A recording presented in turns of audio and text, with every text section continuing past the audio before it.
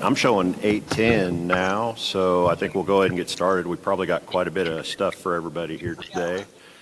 Hope you can all hear me okay. Good morning, everyone. My name is Jake Stoltz. I want to welcome you all to our session here today. We're going to be talking about reinsurance in Bermuda. I know these are big topics that have been a lot of talk lately, so we wanted to give an opportunity to get us together and really get a chance to speak about these things a bit. We're lucky today we was able to get two very, very good speakers for this, so probably the best possible people we could for it, and then I'm here too, so happy to help you all out, provide you with some good information on here. I don't know if my clock hadn't started up here. Is that all right?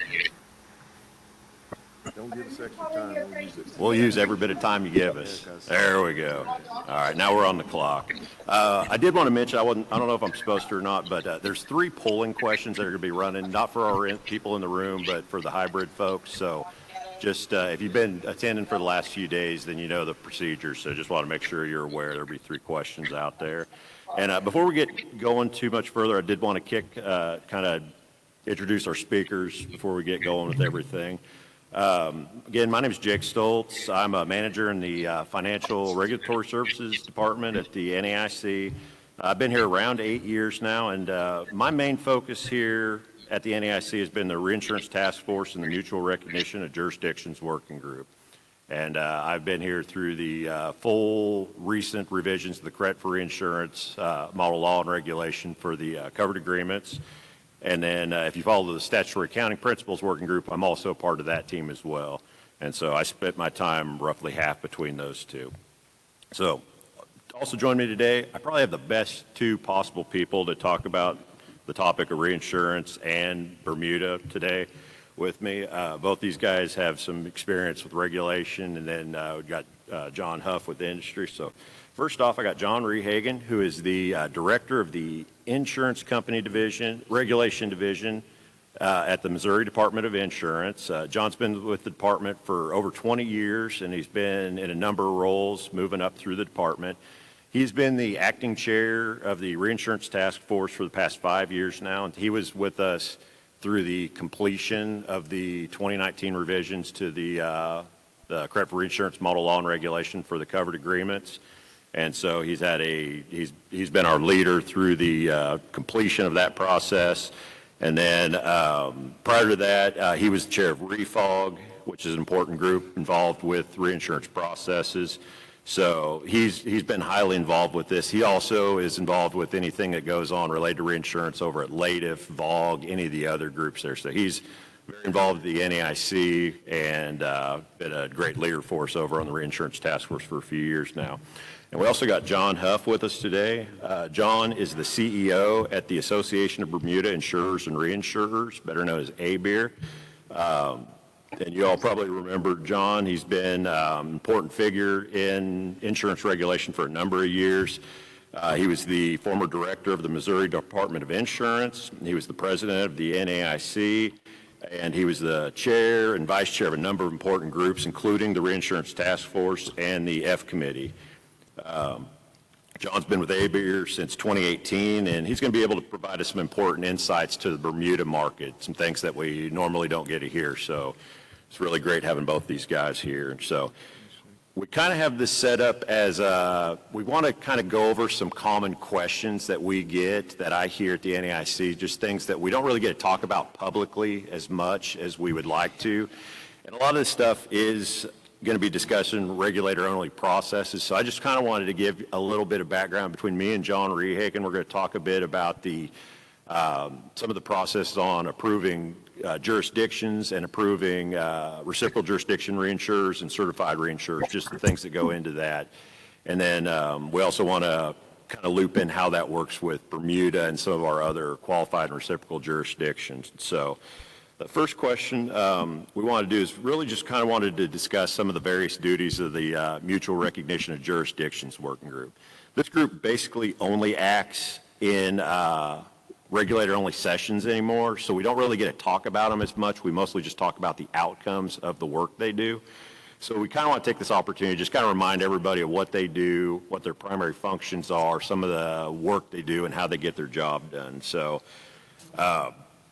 first off, the Mutual Recognition of Jurisdictions Working Group used to be called the Qualified Jurisdiction Working Group, and the name was changed for the when the RJR stuff was passed back in 2019. And so one thing I did want to note, our chair on that group is Bob Wake from Maine, and our vice chair is Monica Macaluso from California. And Monica is also our vice chair on the Reinsurance Task Force now, with John as the chair. And these are really, really important people in this. They provide really important input for us on the various work that we do. And so I wanted to make sure I threw their names out there. And I also wanted to give a shout out to Dan Shelp. I see him sitting in the audience. Dan is... you probably hear me speak more if you follow RTF and Mutual Recognition of Jurisdictions Working Group. You probably hear me more now than Dan, but Dan's still here. He's an important part of the team and provides legal support for me and for all of us to keep us in line, so that, because I'm a financial area guy, so I need a legal person to kind of keep me in line. We all sort of do at different times, so.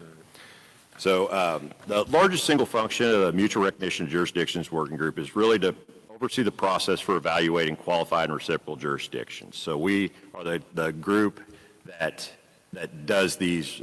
We do the initial reviews, which is a very extensive process, and we do the annual re-reviews, which is more of a, we kind of consider it to be a kick the tires review at this point. But it's an opportunity to go through and verify our understanding of the jurisdictions, and just to, because our duty is to basically show that there's still a quality regulator and we can rely on them as a regulator, because that's what this process has done. With the elimination of collateral, we've shifted the burden over to the quality of the regulator overseas. And so that's what our duty is, to make sure that regulator is operating how we understood them, and if there's any changes or anything like that, that's kind of what our focus will be. And so every fall we do a regulator-only call. Working group gets together and we'll discuss any changes to the jurisdiction in the past year. If there's ever a real issue with a jurisdiction, if there's something that truly violates the anything within Model 785 and 786, the Credit for Insurance Model Law and Regulation, we can stop and talk about those things at any time. So we can hold a meeting if there's a real issue that needs to be addressed. But we haven't done any of those like that. We just do an annual, right now we're just doing annual re-reviews of all the jurisdictions. We basically get an opportunity to sit down, talk through everything, any changes that are going on. Essentially, I go through and do a review of any public information that's available, anything big that's changed, anything new that's out in the market, any notes, any comments that we've received from any companies out in industry during the year, anything that's out there. We just want to use any information that's available, take an opportunity to see if there's anything that would change our view of the regulator in such a way that they would not meet the definition of the standards for qualified jurisdiction or reciprocal jurisdiction. Of course, we have some limitations because of the covered agreements. You see the slide notifications not work. Yeah, we have to work within the realm of our law and regulation, but it gives us the opportunity to assess these jurisdictions each year, talk about anything that's changed, any issues that we have out there. So another big process is we will do initial reviews of new qualified jurisdictions. So if you remember when we passed the law and regulation, or the most recent changes to law and regulation, a jurisdiction can become a reciprocal jurisdiction through the process of being approved as a qualified jurisdiction. That's how Bermuda, Japan, and Switzerland got their status as a reciprocal jurisdiction. It's because they had a prior approval as a qualified jurisdiction and met the standard to become a reciprocal jurisdiction. So the Mutual Recognition of Jurisdictions Working Group is tasked with doing the initial qualified jurisdiction reviews. It's a very, very extensive process. We essentially work closely with the regulator to understand their laws, regulations, ordinances, anything on the books that allows them to oversee reinsurance and really insurance in their jurisdiction. And then what we've historically done is used some sort of third-party review. Our best source has been the IMF. FSAP, the reviews of the jurisdictions. We rely heavily on those. They're an independent third-party review and give us a detailed view of exactly how the jurisdiction works and anything that's, it's been a wonderful source for these things. And so that's really, I just kind of want to give you a high-level understanding of these processes. We basically will use any information we can get. And I will say one of these reports is generally, one of these initial reports can be 125 to 150 pages. So they are incredibly extensive. We cover anything we can in there. And so just kind of wanted to roughly kind of give you a quick intro on those things. And so those are the main tasks of the MRJ working group. We also have some duties related to group capital calculation, but that's really separate. We have those because of the it's international jurisdiction related, but it's really not it's not something of interest on the reinsurance side. So I'll kind of move past those, and we'll move on to our next kind of common question on there, and then I'll give you an opportunity for these guys to talk a little bit too. I don't want to monopolize everything today. So wanted to cover, our next one is really, we want to cover a few of the current events at the MRJ working group, because it's, we're getting more and more questions asking about some of the things going on there, and so we wanted to use this as an opportunity to really get that. We don't get a chance to talk about these at the Reinsurance Task Force or public calls as much, because a lot of these processes kind of bypass the Reinsurance Task Force, just the way the approval's done. So, but we did want to talk about some of the things that are coming up and what will be going on. So we'll later in the year, we're going to be doing a re-review of the qualified jurisdictions and then the reciprocal jurisdictions that are the reciprocal jurisdiction reinsurer status through their qualified jurisdiction status, which is Bermuda, Japan, and Switzerland. A number of these have some pretty big changes to their regulatory regimes coming up in the next few years, and so we're going to be looking. I've done a lot of the legwork already on getting an understanding, and so these are things we're going to talk about later. The UK has got some pretty significant changes coming up. As you know, they did Brexit several years ago, so they're going away from Solvency II. They're basically making some changes to their system. From my view, it looks like they are they're adding a little bit of protectionism into their market, essentially. But I don't see it as a major change from Solvency II, and there's not going to be any issues related to their status as a qualified or reciprocal jurisdiction. But I've been kind of looking into that. Something that John Huff's going to talk about here in a little bit is there's been some pretty big enhancements to the BMA's processes and their solvency regime. So the way they're doing reserving, things like that, are going to be changing a bit here in the next year, and so we're going to talk about that again this year. Everything I've seen so far has been positive, but things were only put into place earlier in this year, so we don't know the results yet, but that's something that we'll be looking into. And then Japan's also got some big changes coming up to their system. Their system historically has looked a lot like the United States system. And from what I've seen, I think their system's going to look a little bit more like Solvency II after this. And so those changes are effective next year, so we won't get to see them in place at this point. But I'm kind of looking into, I just want to have a good understanding, so when we do meet later this year, we'll be able to do that. I'm not anticipating any changes, keeping reapproving the same jurisdictions for both statuses, so I think everything's going to be the same going forward. But I did want to let everybody know we do have some interesting things coming along over there, and I think that kind of covers everything I wanted to cover for those. The big thing was we really just don't get a chance to talk about the mutual recognition of jurisdictions working group, but we do some really important work, and so I wanted to use this as an opportunity to kind of talk about those things. And I thought this would be a good session since we're kind of regulator heavy, and I know a lot of you folks are not following us necessarily. So just kind of want to let you know the important work we do and the things that we're getting done. And so I'll move on to our next question, and that's going to be for John Rehagen. And kind of want to hear, like to hear more about the approval process for certified reciprocal jurisdiction reinsurers. Sort of hear about both what the state does and then the refog process a little bit. We kind of wanted to hear and understand these things a little better. I thought this would be a good opportunity because this is, again, another regulator-only process, so it'd be a good opportunity to hear about these things. So I'll pass it over to John. Yeah, can you hear me? Yeah, I can hear myself, so it must be good. Thanks, Jake. Appreciate it. So before we get started, how many in the room are regulators? Oh, yeah, about 3/4. And if you're from Missouri, just like we do every morning, say, John is great. Come on. Don't let, yeah, there you go. There you go, guys. I appreciate it. Those of you that are listening on the phone, I know you said it too. Thanks. But no, hey, that's a great question. You know, the refog is it's a regulator-only process, so we all have to have the secret handshake, you know, to get in the door. You know, it's not transparent out in the world what we do. Everyone sees the end result. You know, but so I guess I want to start with, you know, thanking those that are part of the group. So I'll call out, you know, Ralph Kallman, Colorado is the chair, Amy Garcia with Texas, vice chair. And, you know, I did chair that group years ago, took over from Steve Johnson. Those of you who've been around for a while, that's a tough act to follow. But anyway, but I did want to thank them because they've done a really good job of getting that process really streamlined and consistent. So, and then you do have to give a shout out to the NEIC staff. And, you know, Andy DeLeo, first one I have to call out, you know, he's really the one that has helped this refog process, you know, be standardized.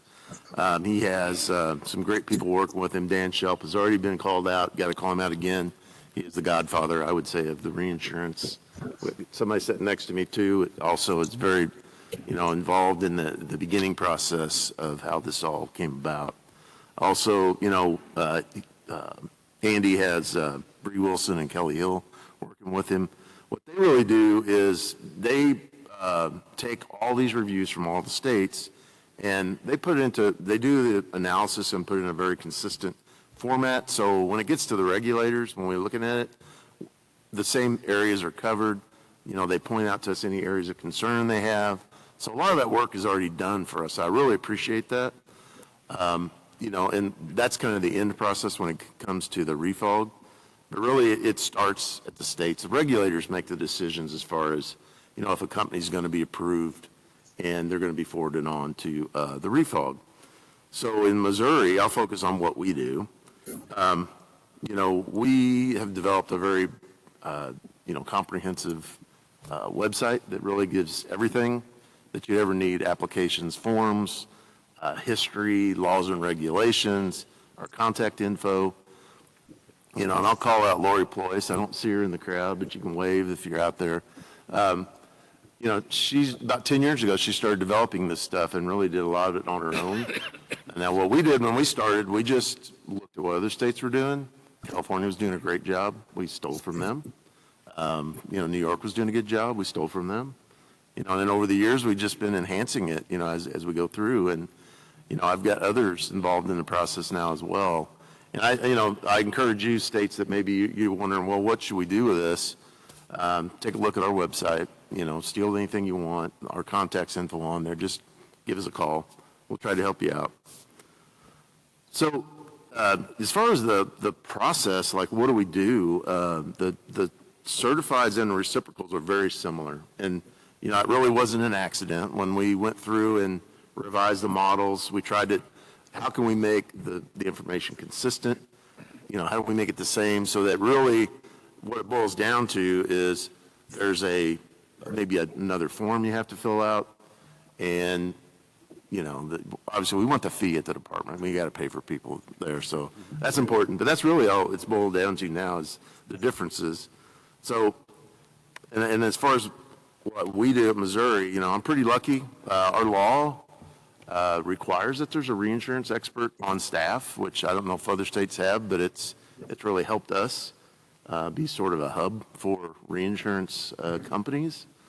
I mentioned Lori Ployce. She's been, you know, 30-year person as far as at the department, plus time at the industry before that. I also have James Lee, who's another reinsurance expert, been with the department 10 years and had experience prior to that in the industry. So I'm thankful to have those guys. They take the lead on this stuff. They're both members of REFOG, they're active participants in, reviewing all of the different applications that come through. So appreciate them. James does all of our reviews for our lead states. In Missouri, we have 7 reciprocal reinsurers that we're the lead state for. There's a total of 18 certified reinsurers approved. On the reciprocal side, we actually have 9 groups that we're the lead for, and there's 48. So as you can tell, the reciprocals have really gone up. There's no requirement for collateral. We expected that. What we also expect over time is, as contracts run off, they renew, that we'd expect to see that certified number continue to go down. Or eventually, they'll probably still be certified when I'm around, but someday that there'll no longer be a use for those. So that's kind of what we do as far as the scope of what we do in Missouri. Now, James, like I said, he does the lead state reviews, so there is some work to that. He coordinates responses. He looks at the filings, makes sure they're in compliance. He does the back and forth with the groups to get answers to any questions, so that by the time he's done, he passes this off to the refog, downloads to their database, and then Andy's team picks it up and puts it into the NEIC format so we can all review. Not all the states have the resources to be a lead state. We've actually helped a few states, taking over that responsibility. And what, I try to do is to make sure we stay in communication with them. If there's anything we learn that might be helpful for their group analysis or something they need to know, we try to have that open dialogue. So I can't do all of them in the world, but we do have resources to do those. And it does take some time. Most of the groups we deal with are, they're very sophisticated international reinsurers. They know how to fill out filings. They do things the right way. So it's really more of a tick and tie situation. But I do appreciate all the work James does to get it to me to the point where I'm ready to approve them. So. And then just to kind of finish up with the passporting side of it, when you get an application in your state, or we get one in Missouri for passporting, there's a lot less work involved. There doesn't have to be a lot of work from the passporting state. All of that information you need is filed through the lead state. It's with the NEIC. They do their review. I'm telling you can rely on their review. So what we do in Missouri is when we receive an app, we put it on our licensing list, check, and we review the forms we have to review, but then we just wait, and Refog actually has a website that they'll post when the passporting is done. When that's done, we just update our list that's on our website, and we move on. So I moved it from a technical reinsurance person responsibility to our licensing technicians that can handle, the day-to-day licensing activity. So now it's very routine. Not very onerous. So I think almost any state can kind of follow that methodology. It's not a lot of work. So I think that's about it on that part. So, I think that explains at least how we're doing things and how, we see it. So. Thank you, John. One other question while we had an important regulator here is we just kind of wanted to hear some of the other duties that regulators that your state does regarding reinsurance. I look at Missouri as one that really does things the right way on regarding reinsurance, and so I just kind of want to hear about some of the other duties and tasks completed by your team and regarding reinsurance.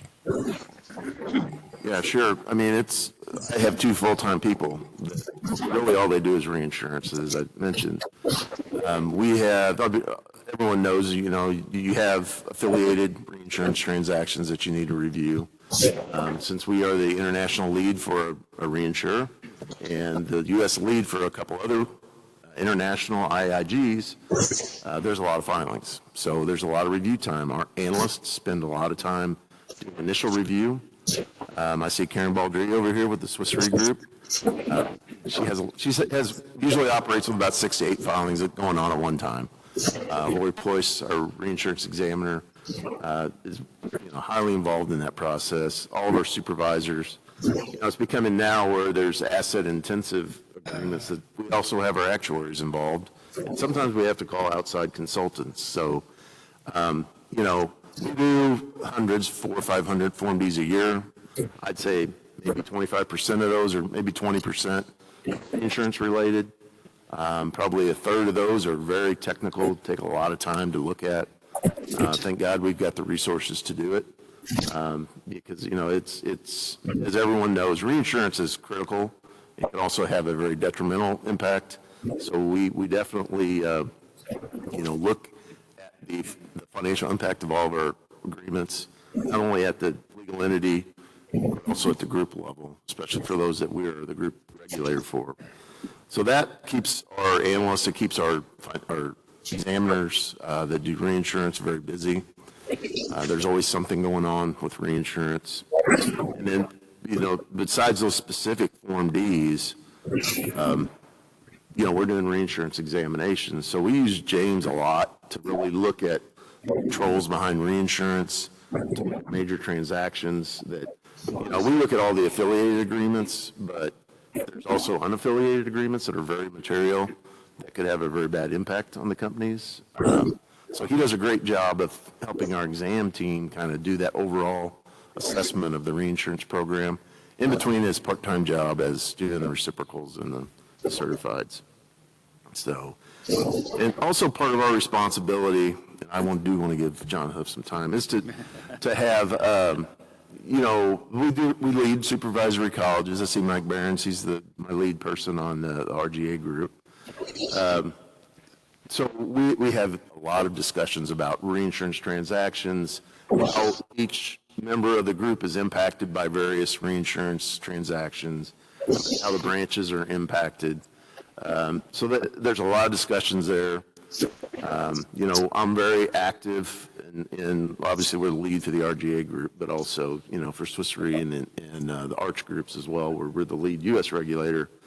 We share a lot of information with those jurisdictions. The BMA, I swear to God, we're on the phone with them at least once a week, if not more. We're always passing information. I find them to be very open and transparent. I find them to really understand their groups very well. They know the key risks that are going on there, but they're not afraid to share information. They want to know what we think. I'm not going to steal his thunder because he's going to talk more about Bermuda. They are enhancing their processes. They're now approving transactions. They want to know what we think. It's really, I think about when I started, we didn't even talk amongst the states, and now Bermuda is just right there with us. The same thing for FINMA, the Swiss. Historically they've got secrecy. Swiss market is very secret. That's what I encountered when we first started, regulating the Swiss group. But that's changed. Internationally, these supervisory colleges have really helped open up the dialogue. Again, the FINMA, we're talking with them at least quarterly. Karen's on the phone with them, almost every day, it seems like. But then again, she's very conscientious, so we appreciate her. I guess the main thing I'm trying to get across is reinsurance is a topic almost every day. These regulators internationally are very receptive. They're very transparent. We're all in it for the best of the groups. So I'm not going to take any more time, but I'm going to pass it back to Jake. All right. Thank you very much for that. It's good information. And I was going to point out, I also regularly speak with the BMA is the jurisdiction I speak to the most. I hear from them every few weeks. We'll check in on different things, and they have a very good open line of communication, very positive working relationship with them. So I don't know if any of those folks are listening, but I always, like I say, appreciate working with them folks too. Next, we got John Huff, introduced earlier, and really want to take this as an opportunity to hear some of the current events in the Bermuda marketplace, hear a little bit more about Bermuda's approach to regulation, some of the recent enhancements, just anything interesting. John's really one of the very best people you could have to discuss this. So I just want to use this as an opportunity, since Bermuda is a pretty hot topic, to get a chance to really hear, some detail of what all's going on. So I'll pass it over to John. Well, thanks very much, Jake, and it's such a pleasure to be here with you and John Rehagen, who I've learned a lot about reinsurance from John in my days in Missouri and now my time in Bermuda. So I thought I'd talk a little bit about Bermuda and where I really became connected with them. It was really after the Joplin tornado in 2011. Some of you may remember that. And as in when a natural catastrophe hits your state, you get a lot of attention that maybe your sleepy agency didn't have before, and your governor or elected officials get a lot of attention, and where are the claim payments? And so in Missouri, we took it very seriously, the cash flow that was coming in from the claim payments from the Joplin tornado, and we saw reinsurance made a big difference. And then we saw, as we drilled down, who was paying the most quickly, and it was the Bermuda market. And why that was important was because we saw the CEOs of those seeding companies, some of them small mutuals, that the perspiration was off their brow when they knew they didn't have the liquidity issues, and that the reinsurers were fronting some money and paying very quickly on reinsurance claims. So the value proposition of a solid reinsurance market. ABIR, we do the public policy, advocacy, and education for the Bermuda market. We've been around for 31 years. And so one thing I wanted to make sure that I got across to you is we really now have two kind of separate Bermuda markets going on. We are the established P&C market. We do have composite members that also have a life portfolio. But there is a group of new entrants, asset manager-backed reinsurers that have established on the island, and that's where you're hearing the term asset-intensive life reinsurance. So I want to talk about the market generally, but also talk about Bermuda and the Bermuda Monetary Authority. So John and I met the CEO of the Bermuda Monetary Authority probably at the same time at a supervisory college. He was a staff regulator at the time, but they certainly have seasoned people that have grown up into reinsurance, and it is known as a reinsurance market. Here's the impact of the Bermuda market. The numbers are staggering. Since 1997, the Bermuda market has paid over $500 billion to Americans in recovery, most of it after a natural catastrophe. So the Bermuda market is substantial. At present, the Bermuda market is the largest protection for natural catastrophes in the United States in terms of reinsurance. So here's a takeaway. If your commissioner is out talking about stress in your market for affordability and accessibility of products, your engagement with international reinsurance can make the difference of availability of products in your market. The only subject I know really is reinsurance. I've been doing it since 1992. I used to joke at the Reinsurance Task Force, my garage code was 785, 786 for a long time after the model laws. That's an inside joke for the Reinsurance Task Force, but it's an area that I'm proud to be associated with, and the Bermuda market is an area I'm proud to be associated with. I run around Washington, D.C. and introduce people to Bermuda, and they start telling me about the Caribbean, and I say further north, a little further north. I said, we're really more Carolina than we are Caribbean. And then they say, well, how is it in Barbados? No, still Bermuda. How are the Bahamas doing? No, still Bermuda. So it's important to know your geography and know what jurisdictions you're talking about in reinsurance. And the reason I say that is because Bermuda is so proud to be considered a qualified jurisdiction, to be a reciprocal jurisdiction, also to be a Solvency II equivalent from the BMA, and now to be UK equivalent because of Brexit. So if you think you have it tough, think about being a Bermuda Monetary Authority regulator, where all day they juggle the balls of, is US happy? Is EU happy? Is the UK happy? So they, we're a very small island, 65,000 people, 21 square miles. All of the business is international. In fact, our companies are prohibited from selling products on island, the way they're classified. So because all the market is international, they must be compliant and comfortable. So that's why you'll see the Bermuda Monetary Authority being so responsive to a request. I promise you, if Jake or John called the BMA after this meeting, they'd have a return phone call by lunch. They are a very responsive group. Why are they responsive? Because the industry demands it. And why are they properly funded and properly resourced? Because the industry allows it. So the Bermuda Monetary Authority is very well funded. We pay, our member companies pay high fees, and they want to, because they want to make sure the BMA has the right structure and they have the right resources in place. So I won't explain the elements of reinsurance to this group. You're very sophisticated and you work in reinsurance. I'm glad that John and Jake went through refog. It's such an important process. Passporting is such an important process. If you pull up the website for NAIC and look at the reciprocal reinsurers, you'll see a very large percentage of those are from Bermuda. They take that process very seriously. The way you get more capital into your market is to making sure that passport process moves smoothly, because they will go, particularly right now with the scarcity of capital, they will go into markets, they will deploy capital where it's easier to do business, and whether that's a place where they have the qualified jurisdictional status, and they have a passporting because they don't have that cost of collateral.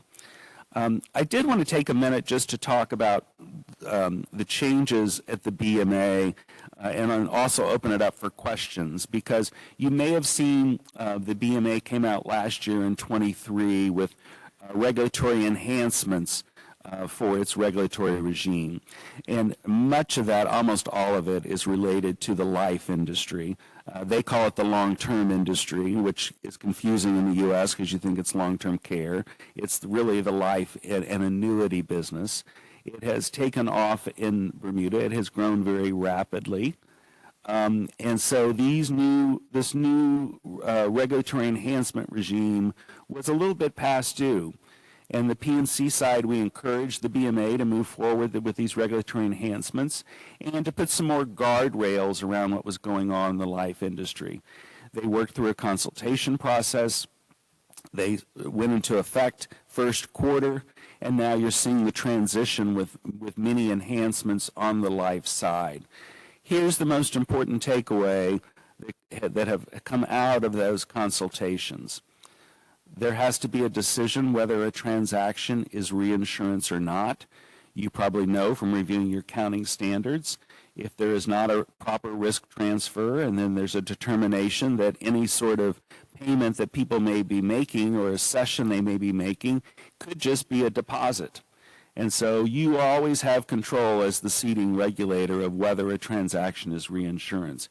But here's even a better safeguard if you have any questions about Bermuda.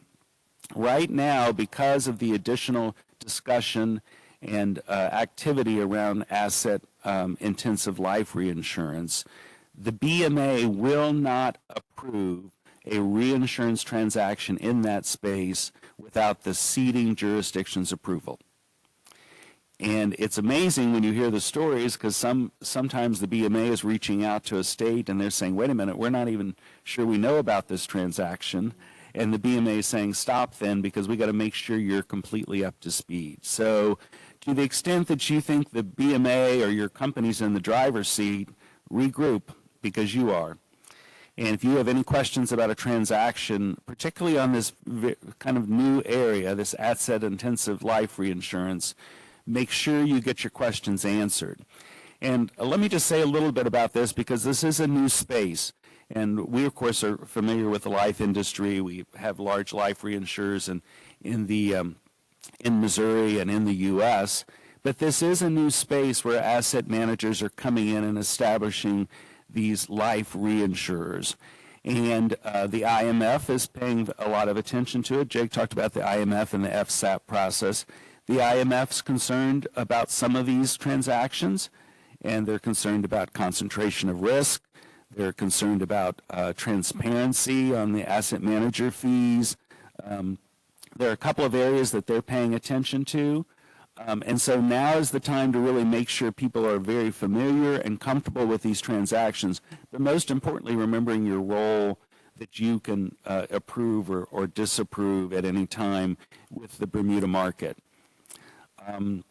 The other thing I would just add is the difference between the life and the P&C side here. And by the way, I think the life industry bears a little bit of burden here. They probably haven't made this as clear in the regulatory process. The types of reinsurance are very important about where the reserves sit and where the assets sit. So when you look at these numbers, you look at, oh, now assets under management in Bermuda may be $1 trillion, whatever the number is. And so people visualize these huge sums of money going to Bermuda. Well, the structures under these life reinsurance, and by the way, one of the best explanations of these types of coverages was produced by RGA. They have a great online tool that you can Google and look at the different types, but modified co-reinsurance is a good term, a good one to look at, where neither the assets nor the reserves are actually go to the reinsurer. And so it can get very complicated very quickly, but those are some baseline questions that are different from the P&C side. So I've probably confused people more than I've answered your questions, but what I really want to assure you is the reinsurance market in Bermuda has never been more strong than it is today. I just did an interview last week because of the reinsurance kickoff for the 1/1 renewals, and I can truly say the capital and capacity in reinsurance in Bermuda has never been more coveted. Investors are deciding how much they're interested in this industry, and right now they're giving a pretty solid pause on in the nat cat space, mainly because of climate. And so those resources are getting more and more scarce. And so on the P&C side, it is important to make sure that capital is available in your market. And the way to do that the most efficiently is through the very highly regulated process of reinsurance. Jake, let me pause there and see if there's some other areas you'd like for me to focus on, or I see we're only down to about 9 minutes. Maybe we open it up and get some questions. Yeah, we can stop here and see if there's any questions, and then see what we got. Something real quick. Yeah, sure. Sure, John. You know, the comment you made, John, about, you know, the BMA reaching out and telling jurisdictions about, you know, transactions, it's a real thing. You know, as I mentioned, we have approval authority over affiliated transactions, but, you know, even, you know, material transactions, actually in Bermuda, all transactions that are coming in, they have prior approval authority. So, you know, we actually found where there were, you know, international transactions within the group that we were interested in that, you know, we weren't necessarily aware of. So we've been able to alter our process a little bit, and we have monthly calls now to go over updates, really pretty much group-wide, what's going on, what's going to the BMA. I made it clear, I don't want the BMA to know before me what you're doing out there internationally. Although they're great, but I mean, and obviously, but it does work, and it is an enhancement that I think was beneficial. So in the real world. So I just wanted to echo that. I actually had one little addition to something John said too. He mentioned the modified co-insurance. We're actually at Statutory Accounting Principles Work Group, and this is a project that didn't come from Reinsurance Task Force, but it's something that we're going to, you know, mention periodically there. We've actually started a project that actually came from our larger IMR project, where we just didn't have a good identification of the assets that support a funds withheld or a ModCo arrangement. There's just really not a good way to identify those within the financial statements. And so we're working on enhancements to essentially what it looks like now to be a new part, Schedule S and Schedule F, where it'll essentially break those assets out that are subject to a ModCo or funds withheld arrangement, and we're trying to make something that'll flow cleanly into RBC, because there's big numbers that go into the RBC schedules. They're just not, you know, there's nothing from the other side of the financials to support it, and so it's early in the process. I put some things out there. We exposed it at the last national meeting. I think we had a deferral, we're going to defer it for a bit, and so it's probably something that we're going to pick up early part of next year as far as working further, in public, but it's something that I'm working on all the time, trying to get the project moving along. So it's something that's out there. So if you're, focused on reinsurance, it's a good thing to follow. So I just want to throw that one out there since it caught my attention.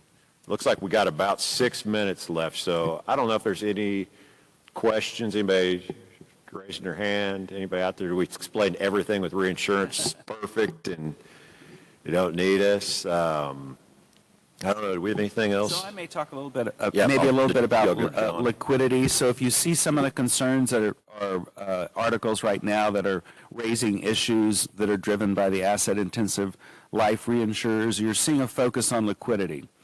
And I think it's a very legitimate area to be examined by regulators, supervisors, and standard setters. Because if you think about the model, first of all, as a regulator, I grew up on the liability side of the balance sheet.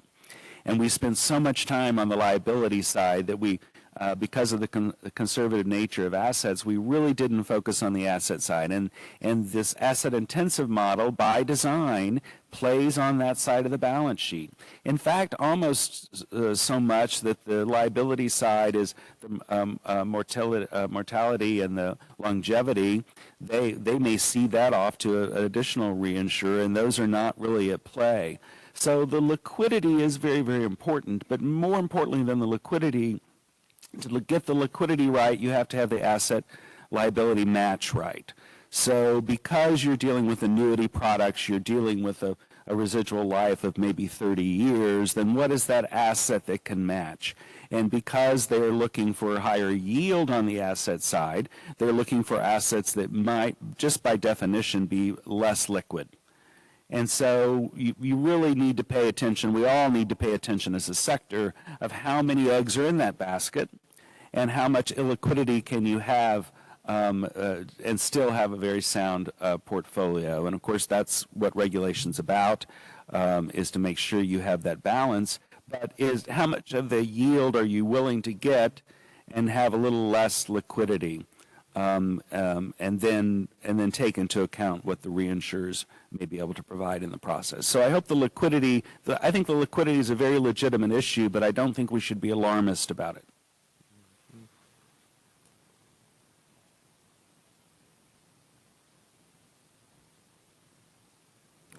God. Hey, you know what? I can give a door prize.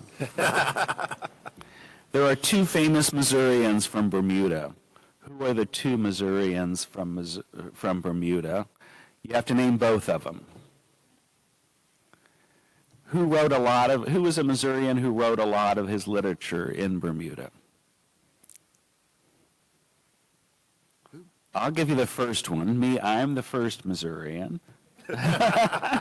There's one freebie. You may know him by, let's see. He was a friend of Huckleberry Finn. Sam Clemens? Samuel Clemens. You get your A-Beer Altoids. These are not the cheapies. These are original Altoids. Yeah. So if you're interested in Google Mark Twain and Samuel Clemens in Bermuda. He had a very long history, and there's a bronze of Samuel Clemens in my office in the building, so there's quite a history there. I'm going to give you a few freebies here in terms of dates. We have been, ABIR's worked collectively with the Bermuda College, St. John's University in New York, and ABIR, and we sponsor a 14-week virtual course on insurance and reinsurance that starts January of each year. Please keep an eye out on announcements on the Bermuda College website, because we have found that there are a lot of people in the industry who, like all of us, the more we know about insurance, the more we know that we don't know everything about insurance and reinsurance. And so this 14-week course has been very successful. We're going to kick it off for the 5th year in spring of 2025. And the best part about it is one of our executives from our member companies, they lead the week discussion. It's on Monday nights. It's a couple hours on Monday night. I join every Monday, and I learn something every week.